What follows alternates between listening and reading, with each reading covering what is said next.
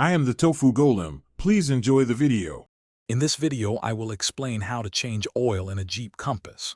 First, gather your supplies, including a new oil filter, fresh engine oil, a drain pan, and a wrench. Warm up your engine for about 5 minutes to ensure the old oil drains smoothly. Next, safely lift your vehicle and locate the oil drain plug. Place your drain pan directly beneath it, then carefully remove the plug to let the old oil flow out completely. Once the old oil has drained, it's time to replace the oil filter. Locate the old filter, typically on the side of the engine block, and carefully unscrew it. Make sure the old rubber gasket comes off with the filter. If not, remove it from the engine block. Apply a thin film of new oil to the rubber gasket of your new filter.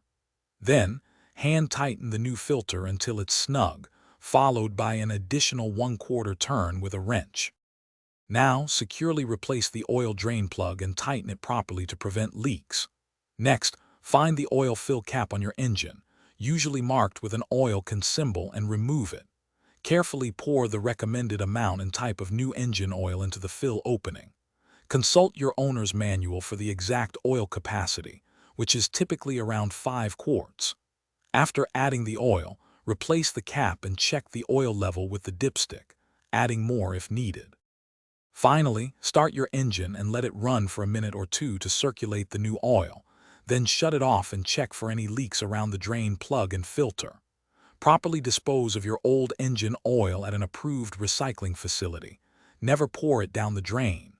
Also, remember to check the description for a link to the new Kindle Paperwhite and other great deals.